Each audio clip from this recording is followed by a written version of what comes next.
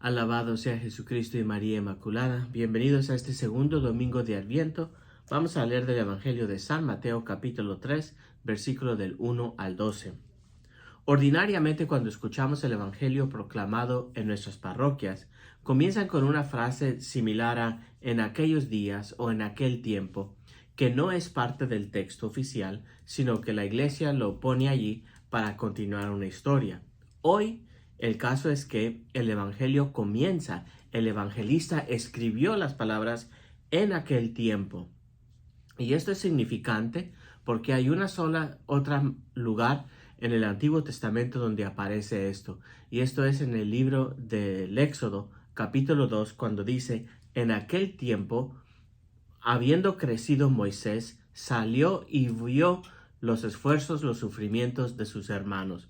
O sea, estamos hablando que este texto que vamos a leer lo tenemos que leer en el contexto del Éxodo, de la historia de salvación que comienza con Moisés, que en aquel tiempo, habiendo crecido, madurado, se da cuenta del sufrimiento de su pueblo y Dios lo llama a liberarlo. Entonces hay que ponerlo en este contexto.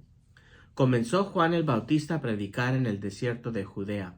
Y Juan el Bautista es una de las personas que vemos como una persona de puente entre el Antiguo Testamento y el Nuevo Testamento. Y Juan el Bautista es interesante, ¿por qué? Porque es primo de Jesús, es hijo de Zacarías, que era uno de los sumos sacerdotes.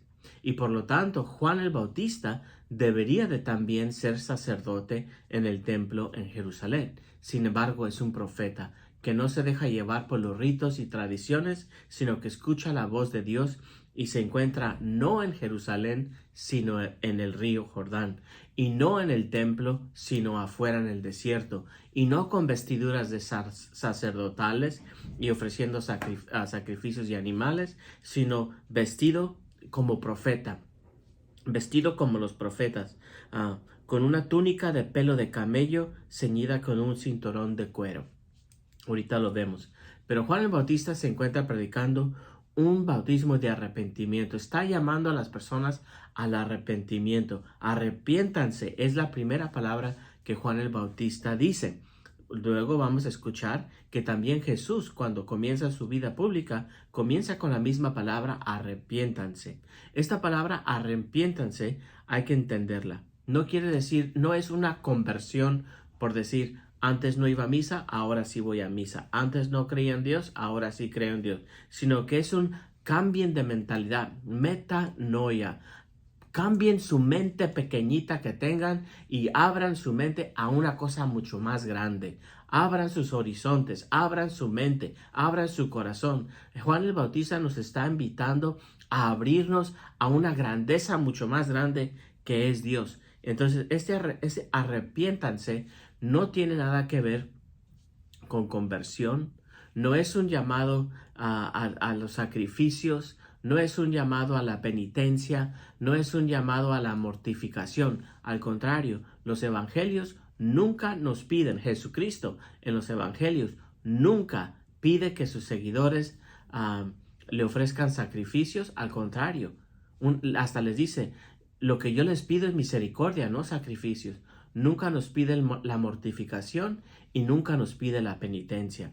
Entonces, este arrepentirse no es eso, es un abrirnos. Abran la mente, piensen más grande, vean las cosas a los ojos de Dios y no solamente como la ven ustedes. Y segundo, porque el reino de los cielos está cerca.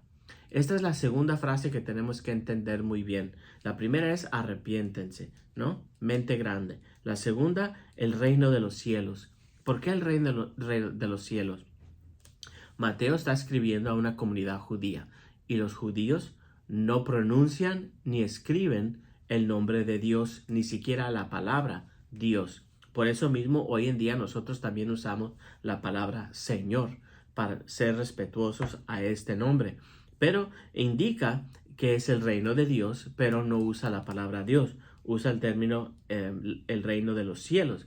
Aquí hay que entender bien que este reino de Dios no se encuentra en el cielo y no es algo del cielo y no es algo del más allá. El reino de Dios se actúa y se encuentra y se pone en práctica aquí en esta tierra. ¿Cómo y cuándo? Jesús mismo nos dice en el Evangelio, cuando nosotros ponemos en práctica las bienaventuranzas. Cuando nosotros escuchamos a Jesús y podamos vivir estas bienaventuranzas y veamos qué tan dichosos, qué tan bendecidos somos cuando hacemos y soportamos ciertas cosas por el reino de Dios. Porque el reino de Dios es un lugar donde se vive la justicia, donde se vive la no violencia, donde se responde con amor y con caridad a cualquier acto hostil o contrario a nosotros, donde no se responde ojo por ojo, diente por diente, sino que libremente se abraza la pobreza, la persecución, los insultos. Es un reino donde Dios reina, donde sus valores reinan. Son las bienaventuranzas y este reino se encuentra aquí mismo. Jesucristo en las bienaventuranzas nos dice, ¿no? Un ejemplo es la primera, ¿no? Felices o beatos ustedes los pobres de espíritu, porque de ustedes es el reino de los cielos. El reino es, no será, no es una promesa del más allá, es un hecho que existe ya desde aquí. Nos dice también el Evangelio, una tercera palabra que tenemos que leer bien para comprender el Evangelio, es que Juan el Bautista predicaba y bautizaba con agua. Juan el Bautista bautizaba en el río con agua. Y el bautizar quiere decir un sumergirse, un empaparse. Y claro que aquí estamos hablando de un líquido, de agua, algo externo a nosotros, empaparse de algo externo. Pero después nos dice Juan el Bautista que dice, yo los bautizo con agua, el señal de que ustedes se han convertido, pero el que viene después de mí es mucho más fuerte que yo. Él los bautizará en el Espíritu Santo y en fuego. Bautizar en Espíritu Santo y fuego es ser empapados, llenos del mismo Espíritu de Dios Padre, el mismo Espíritu que le permite de amar al Hijo para siempre y como siempre hasta la eternidad.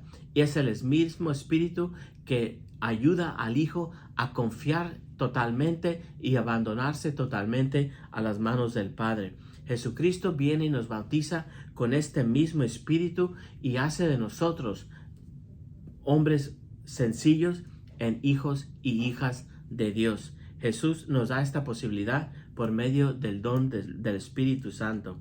Aquí lo que tiene interesante es que Juan el Bautista dice que Jesús nos va a bautizar con Espíritu Santo y fuego. Y fuego es visto como un castigo, algo que va a purificar y va a separar. El mismo Juan el Bautista dice, ya el hacha está puesta a la raíz de los árboles, y todo árbol que no da fruto será cortado y arrojado al fuego. Él tiene el bieldo en su mano para separar el trigo de la paja, guardará el trigo en su granero y quemará la paja en un fuego que no se extingue. Juan el Bautista nos está preparando a un Jesucristo que viene a separar, a juzgar y a condenar. Sin embargo, Jesucristo no tiene nada que ver con esta visión de Juan el Bautista. Jesucristo no tiene nada que ver con esto, y cuando él habla del bautizo, Jesucristo habla de que él bautizó con Espíritu Santo. Ni siquiera menciona el fuego. Tanto es la diferencia de cómo se esperaba este Mesías, que la próxima semana vamos a escuchar a Juan el Bautista que le hace la pregunta a Jesús, ¿eres tú el que ha de venir o me equivoqué tanto? ¿O me equivoqué? ¿Cuál es la lección para nosotros esta semana? La lección para nuestra semana es dejarnos empapar de este bautizo del Espíritu Santo. Pedirle que el Señor nos dé, nos llene, nos empape de la misma capacidad de amar a Jesucristo en los hermanos y en las hermanas, y poner la capacidad de poner todas nuestras vidas, toda nuestra confianza en las manos de nuestro Padre, que es un Padre bueno y que es amor y misericordia. Dios los bendiga.